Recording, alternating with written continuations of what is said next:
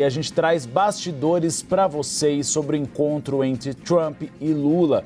Nós aqui da CNN Brasil tivemos uma cobertura especial durante toda a madrugada. E eu consegui apurar com alguns interlocutores do governo brasileiro que estão na Malásia, que agora o governo brasileiro avalia como provável uma nova reunião entre Trump e Lula em dezembro. Para isso, assessores do governo que acompanharam o presidente Lula na Ásia afirmam haver margem para uma viagem de Lula aos Estados Unidos. O diagnóstico feito a mim é de que é improvável, para não dizer impossível, que Trump compareça à COP30 em Belém em novembro. Drew, baby, Drew era o discurso de campanha de Donald Trump, que é crítico às teorias comprovadas sobre o aquecimento global. E lembram esses assessores de Lula que ele vai cumprir uma extensa agenda no mês que vem, tanto em reuniões com lideranças internacionais, como com compromissos no evento da ONU, ou seja, Lula não vai poder sair do Brasil em novembro. Por isso, auxiliares do petista me disseram que uma nova reunião deve acontecer em dezembro e não deve passar disso. Por quê? Porque tanto Lula como Trump sinalizaram nesse encontro que vocês veem a imagem agora, que eles querem avançar em um acordo comercial ainda neste ano, que neste ano não passa, não ficaria para o ano que vem. Então, a única janela que ambos teriam seria dezembro, melhor, no início de dezembro.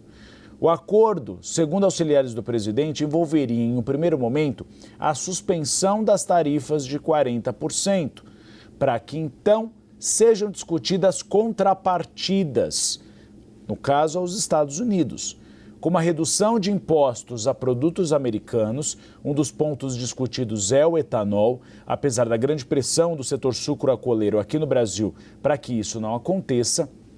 Depois, a instalação de indústrias norte-americanas no Brasil para a exploração de metais raros. O presidente Lula já deixou claro, não será possível, ou pelo menos o Brasil não irá ceder para a exploração dos metais raros do Brasil sem que haja uma produção no Brasil, ou seja, que as indústrias americanas venham, que elas explorem esses metais, pagando impostos ao governo brasileiro, gerando empregos no Brasil e depois sim que você também tenha um enriquecimento dessa estrutura, que sejam transformados, por exemplo, em motores, que sejam transformados em turbinas, que sejam transformados em chips. Então essa seria a contrapartida do governo brasileiro. E aí sim, esse anúncio poderia ser feito na viagem de Lula aos Estados Unidos. Antes disso, encontros entre as áreas técnicas.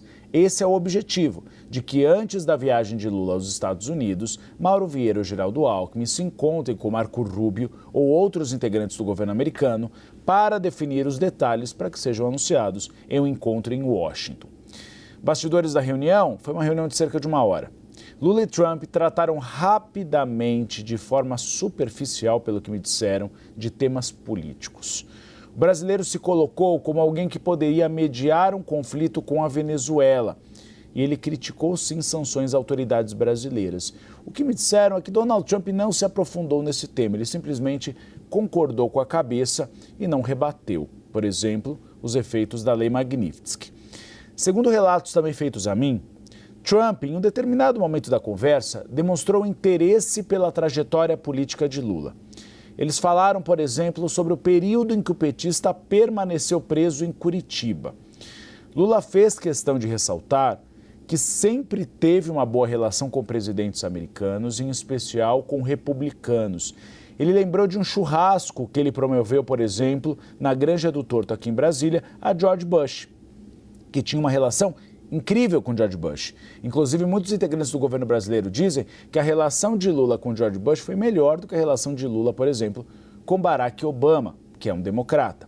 Só que nesse ponto, Trump fez questão de passar o recado. Ele disse, sim, eu também sou alguém de dialogo com todos os lados, mas a minha prioridade sempre será a economia norte-americana.